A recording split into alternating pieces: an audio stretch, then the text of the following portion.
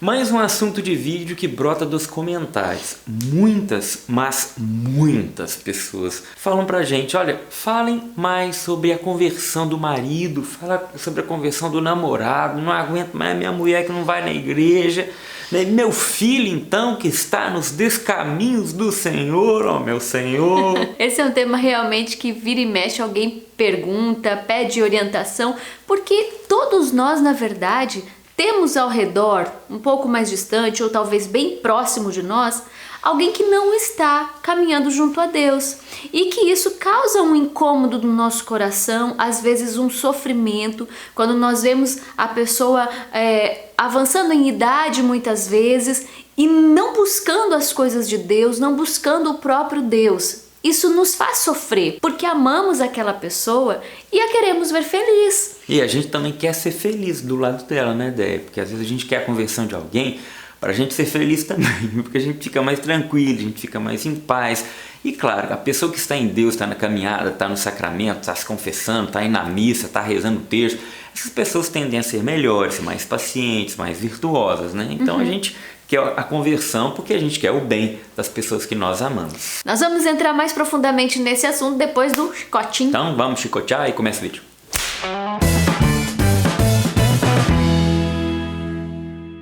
Antes de entrar no assunto propriamente dito, eu recomendo que você dê um pulinho lá na nossa livraria. O endereço é esse aqui, ó, livraria.daetiba.com.br. Muito bacana, livraria.daetiba.com.br. Eu falei ponto, não falei o ponto? Bom, se eu não falei o ponto, tem o ponto. Tem que entrar aqui, tem muita coisa bacana. Isso, e mesmo não estando em época de grandes promoções, sempre tem livros com descontos lá para você e ótimos títulos. Agora vamos para o assunto. Uma das grandes angústias é a da namorada ou do namorado que almeja a conversão do amado, entendeu? Ai, Tiba, ai, Déia, eu queria que ele convertesse, porque ele não é da igreja, não quer saber de rezar, e aí eu fico até em dúvida se eu caso com ele ou não caso, né? Se eu levo esse relacionamento pra frente, porque ele não é de igreja, até que ela fala, né? Ele não é convertido. Isso realmente é uma questão a se preocupar, porque talvez levem anos e talvez você parta dessa para melhor sem ver a conversão desse seu amado. Verdade seja dita, porque ele pode se converter ou não. Nós sabemos que nós não temos o poder de, por forças humanas, mudar a outra pessoa. E às vezes a gente cai nesse erro de querer a todo custo, a todo esforço humano, mudar, converter, fazer a pessoa mudar de mentalidade. Persuadir a pessoa, né? É até numa boa vontade. Sim, é sempre por uma boa vontade e por um objetivo muito santo. Sim, mas se não parte de dentro da pessoa e não vem da graça de Deus, nada feito, meu filho, não adianta, entendeu? Então, essa questão da namorada que quer a conversão do namorado ou vice-versa, ela é muito séria porque antes do compromisso do sacramento ainda tem liberdade, né, de falar assim, não, eu não quero levar esse relacionamento para frente, né, ou não, vou assumir essa pessoa do jeito que ela é, mesmo se ela não venha a se converter. E isso é uma realidade, é uma verdade. Porque você está vendo a situação, o rapaz não se converte, não quer saber de igreja, não quer saber de rezar, não está nem aí. E você pode falar o seguinte, não, mas eu quero essa pessoa para ser o pai dos meus filhos, para ser meu marido, vou casar com essa pessoa, quero casar assim, e que eu vou fazer disso um motivo da meu objetivo de convertê-lo, eu vou fazer disso também um processo de santificação pessoal, eu vou entregar a Deus o sofrimento de ver ele vivendo tudo isso e tudo mais. Não pode, Déia? É óbvio que pode.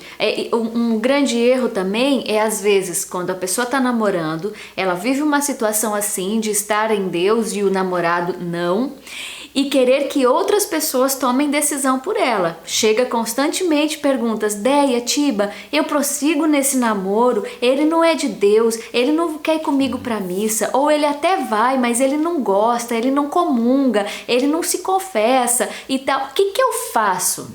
Não cabe a nós, né, nem a terceiros dizer não case ou case, porque é uma escolha sua, né? É uma escolha que você precisa fazer. Claro, iluminada pela graça de Deus, buscando aí uma intimidade, uma vida de oração, ouvindo a Deus, mas a escolha é sua. Somos absolutamente livres para escolher com quem vamos nos casar. E depois também não reclama, né? Se você está consciente, entrou no matrimônio de maneira consciente, completamente livre, então depois não vem reclamar, o que eu fiz da minha vida, meu Deus do céu. Depois é botar joelho no chão, jejum e oração, e pedir a graça de Deus, né? Aquilo que tão bem Santa Mônica nos ensina, que por décadas rezou pela conversão de seu filho Agostinho. E que, né, realmente 30 anos de muita oração, muita penitência, aí sim o filho foi buscar a Deus. Isso já é uma outra questão que também acontece muito. Pai e mãe querendo a conversão do filho, que não vai na igreja, que não quer saber de nada e tudo mais.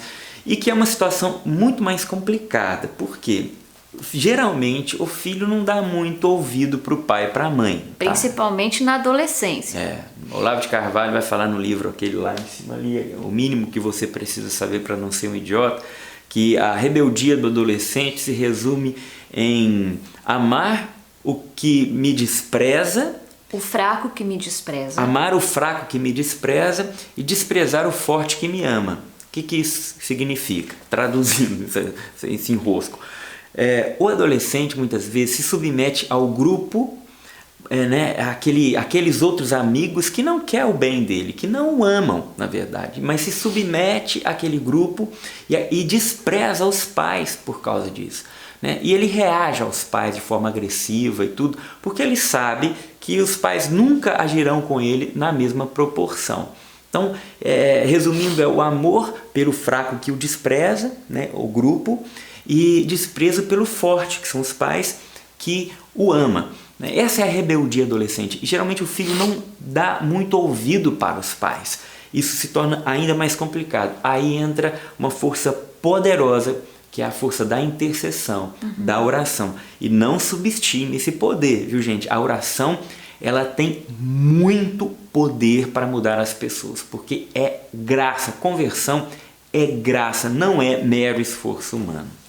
O esforço humano, ele vai agir na questão principalmente dos filhos, do marido e da esposa, na questão do exemplo, né? Aí está outra arma muito poderosa. Além da oração, para que alcancemos a conversão do outro, é preciso que demos exemplo de um cristianismo autêntico, que faz de nós pessoas melhores. Não adianta querermos a conversão do nosso filho e tratarmos ele com uma forma muitas vezes agressiva ou impositiva da fé, querer a todo custo dobrar aquele pau que não foi dobrado quando pequenininho, né? De pequeno que se torce o pepino. Muitas vezes quando chega aí na adolescência vai ser um esforço muito grande e a ferro e fogo, o adolescente muitas vezes não vai funcionar. Então é no exemplo do amor, da conversa, de um cristianismo bem vivido, do filho que vê o pai ser coerente com aquilo que fala, ser honesto, ser gentil, ser educado com a família. Ao mesmo tempo firme. Né? Porque a preocupação do pai, ele se expressa também na firmeza, né? Na escolha do que é melhor para o filho. Muitas vezes vai ser um não.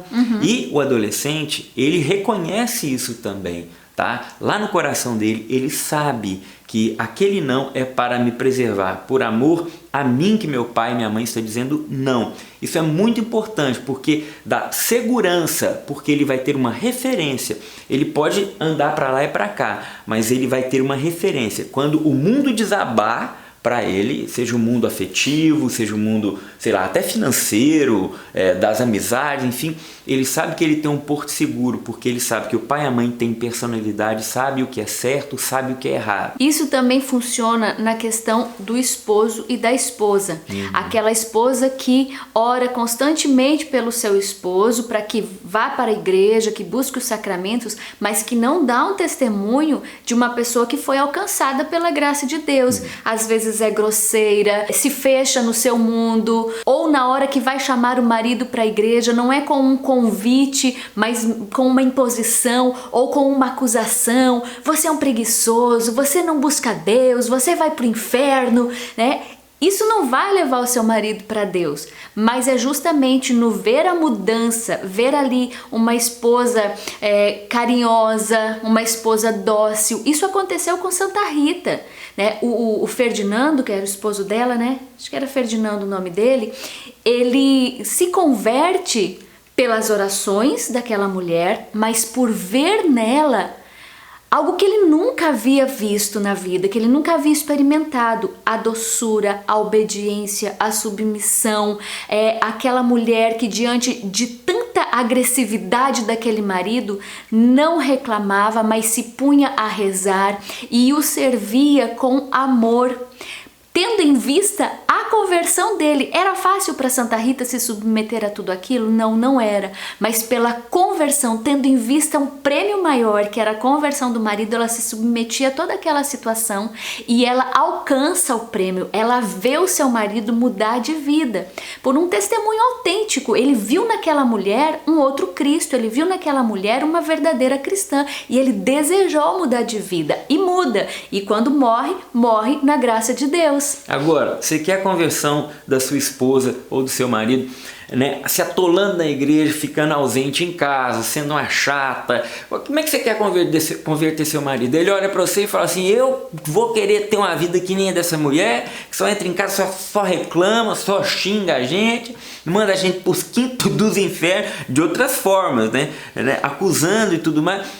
Eu não quero essa vida não. Essa igreja que tira meu marido de mim, que tira minha esposa de mim, tira meus filhos de mim, não, eles não estão nem aí para mim, né, e tal, e fica ausente porque acha que eu vou estar na igreja, vou estar fazendo a vontade de Deus. Muitas vezes você vai estar na igreja, atolada lá, fazendo seus trabalhos pastorais, na música, na liturgia, nas leituras, sei lá, no seu grupo de oração, na sua pastoral, das quantas aí, e acha que não, eu tô aqui servindo a Deus, aí beleza, é isso mesmo, mas Deus me quer aqui e tudo, mas de segunda a segunda, entendeu? E o marido olha para sua vida e fala assim: não, eu não quero isso para mim não, entendeu? Então a graça pressupõe a natureza, então ajuda aí, minha filha, vai. Agora, tem uma outra coisa, Déia, que ajuda muito na conversão daqueles que a gente ama e que às vezes a gente despreza, a gente não quer encarar de frente, é a boa conversa sobre a fé.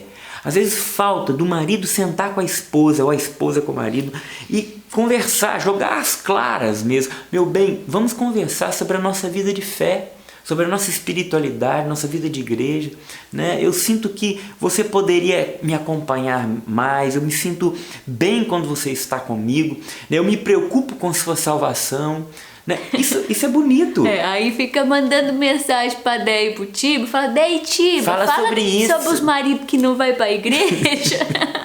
Acho que fala sobre a mulher que passa muito tempo na igreja, né? É claro, a gente pode ser um auxílio a você, mas como o Tiba falava, essa conversa franca, né?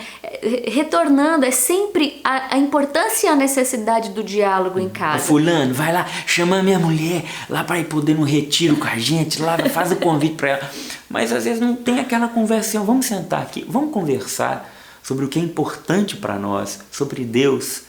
E às vezes uma conversa franca vai resolver assim mais a metade dos nossos problemas. Um convite bem feito, sim, um convite direto, carinhoso. Vamos para o retiro comigo, meu bem. Eu vou te pedir isso como presente de aniversário. Vou te pedir como presente de Natal, sabe? Um convite carinhoso mesmo. Olha, eu vejo que a gente está aí crescendo, a gente está avançando na nossa família, mas falta um passo importante, que é crescer na espiritualidade, é avançar em Deus. Talvez estejamos passando por tantos problemas porque não estejamos colocando Deus no centro da nossa casa. Isso é maturidade, eu quero gente. Crescer nisso com você, ao seu lado. Então essa conversa franca, ela precisa existir e ela pode dar muito fruto, né? Só que às vezes a gente não se lança, a gente fica com receio. Jogando por tabela. É a mesma coisa assim, outro dia uma pessoa me perguntou: Déia, eu queria começar a ter uma espiritualidade com a minha família, mas eu tenho vergonha de chamá-los para rezar o terço, eu não sei como começar, né? A gente acha jeito para muitas coisas, mas às vezes a gente não dá um passo em direção a essa questão da espiritualidade em casa, na nossa família. E às vezes a solução é mais simples do que a gente imagina. Basta uma conversa sincera e madura. Vamos colocar as cartas na mesa. A situação é essa. Eu gostaria muito que fosse assim, Vamos dar um passo juntos nessa direção? Isso é legal, porque quando você está casado, você já não tem mais o privilégio lá da crise do namoro. Porque quem ainda está namorando pode casar ou não, né?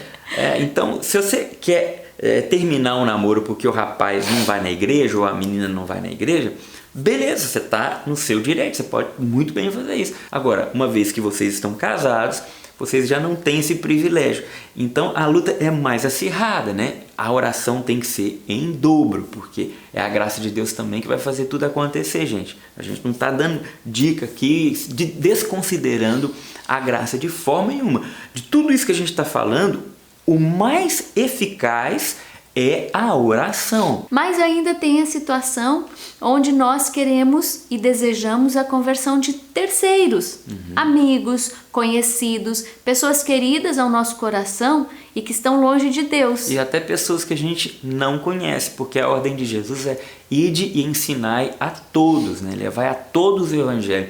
A gente tem essa missão que todo cristão tem, de ser um propagador da mensagem de Jesus, né? Então nós temos essa missão de transbordar essa graça que um dia nós bebemos.